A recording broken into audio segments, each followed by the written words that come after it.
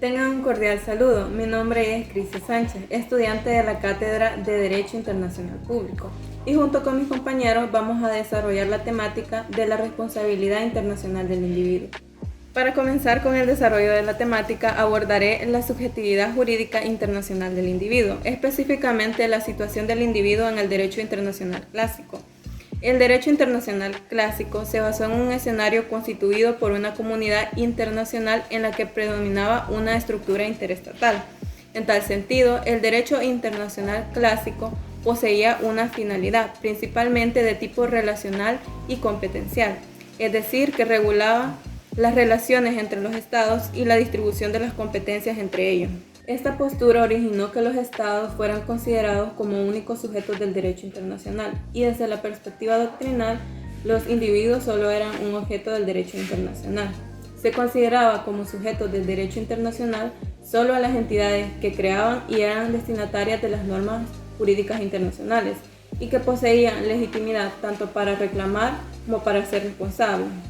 De ese modo, tradicionalmente, el sistema jurídico internacional no hacía referencia al individuo sino por medio del Estado, lo cual estaba condicionado por la noción misma del Estado y por la posición de las relaciones interestatales, siendo un ejemplo de esta figura la protección diplomática,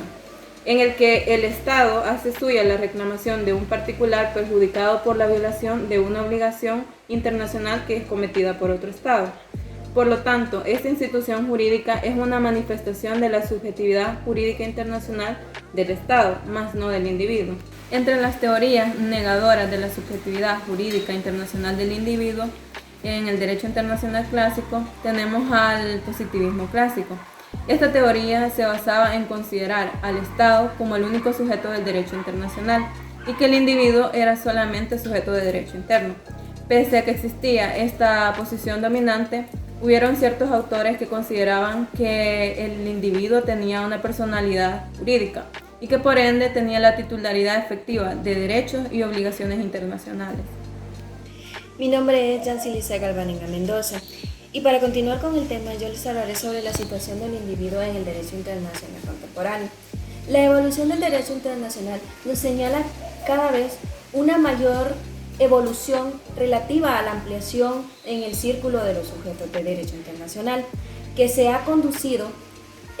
cuantitativamente en el derecho internacional. Lo anterior está dado por una expansión que se ha dado en el ámbito del ordenamiento jurídico internacional, así como por la proliferación de los sujetos participantes en los que el individuo como sujeto de derecho merece una especial importancia. Dos actos jurídicos de vital importancia que fueron relevantes para el cambio de la situación de la subjetividad jurídica en general y de la subjetividad jurídica internacional en particular fueron la sentencia del Tribunal Internacional Militar de Nuremberg y la opinión consultiva de la Corte Internacional de Justicia para señalar los daños que había recibido la Organización de las Naciones Unidas. Respecto a la primera, podemos decir que desde el juzgamiento de los individuos por los crímenes internacionales cometidos por los miembros del eje de la Segunda Guerra Mundial, fue necesario reconocer y considerar la subjetividad jurídica internacional individual. Esto hizo factible no solo la protección directa y efectiva de los derechos humanos, sino que también la posibilidad de poder así sancionar a estos sujetos y el reconocer la responsabilidad internacional individual de estos. Gracias a la sentencia del Tribunal Internacional de Nuremberg, la que refutó que era posible aplicar a no solo los estados una sentencia, sino que también se podía aplicar a los individuos los cuales habían cometido estos delitos y podían estar sancionados de acuerdo a la capacidad personal. Respecto a la opinión consultiva citada, debido a la percepción de la existencia de los sujetos de derecho internacional distintos al Estado, fue que se aportó que con la evolución del derecho internacional, el individuo tenía que adquirir una subjetividad jurídica internacional. Gracias a este contexto se incorporó en la subjetividad jurídica internacional del individuo la temática de la responsabilidad internacional individual paralela a la del Estado, reconociendo de esta manera que tanto los individuos como el Estado tienen que responder por sus hechos cometidos. Como ha sido señalado por el autor Carrillo Salcedo, esta situación fue un cambio y es atribuible a tres fenómenos que se interrelacionan, los cuales son,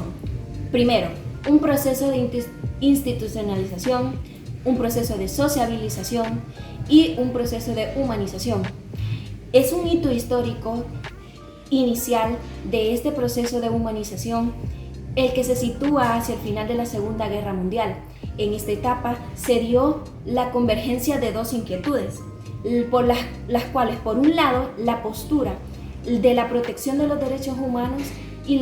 por otro lado, la desaprobación consuetudinaria de los métodos y medios de reparación de la guerra y de su conducción. Gracias a esto, lo cual se encuentra relacionado a la noción y los crímenes del derecho internacional y la generación de responsabilidad internacional del individuo por la realización de dichas conductas, fue que por fin que se pudiera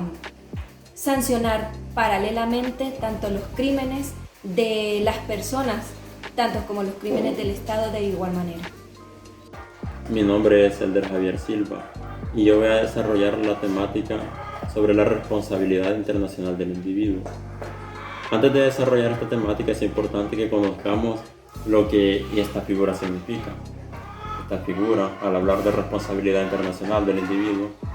estamos refiriéndonos a aquella posibilidad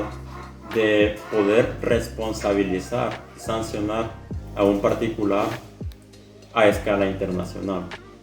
Ahora bien, en el derecho internacional contemporáneo existen normas que de diferente manera interponen obligaciones con los particulares. Y estas normas involucran intereses vitales que son vinculantes para todas las naciones. Tales reglas se originan tras lo sucedido en la Segunda Guerra Mundial, posterior a los juicios de Nuremberg, que es en este momento en lo que se conoce como el derecho internacional humanitario. En dicho punto es donde se empieza a poner mayor importancia a lo que son los delitos contra la humanidad, que en este caso son juzgados por el Tribunal Militar Internacional de Nuremberg por los delitos de genocidio y delitos de lesa humanidad cometidos por los ejes y centros de concentración nazis. Con posterioridad a los juicios de Nuremberg, el derecho internacional ahora permite la sanción a nivel individual de manera internacional sin la necesidad de que exista esa conexión de guerra. De lo anterior se sigue que los individuos puedan ser procesados y sancionados ante cortes nacionales de cualquier estado, como consecuencia de su responsabilidad internacional individual, o también sea ante la jurisdicción penal internacional sobre los crímenes respectivos ya antes mencionados como genocidios y delitos de lesa humanidad. Ahora bien, trasladándonos a lo que es la realidad nacional, es de tener en cuenta que nuestro ordenamiento jurídico, así como el ordenamiento de cualquier país del mundo, tiene que estar concebido teniendo como supuesto necesaria la existencia de la figura conocida como sujeto de derecho, pues de esta deriva lo que es la responsabilidad de la persona. Sin este presupuesto no sería posible normar, pues la norma es una regla de conducta de observancia obligatoria, es decir, la obligación jurídica en El Salvador nace con la figura del sujeto de derecho, ya que esta es una figura que permite y determina que una persona es capaz tanto para exigir derechos como para contraer obligaciones. Es así como bajo esta figura de la responsabilidad internacional del individuo es que se cumple la función pasiva del derecho internacional, en la cual se debe sancionar a quien irrumpa con el orden establecido. En modo de conclusión, queda evidenciado que no solo los estados son propensos a sanciones internacionales. En el caso de la sanción internacional para un estado, esta implica sanciones de tipo moral, como pueden ser las disculpas públicas, y lo que son reparaciones, pero en el caso de las sanciones de manera particular, estas ya son de tipo penal, por lo que son más graves en el sentido de que son delitos cometidos contra la humanidad.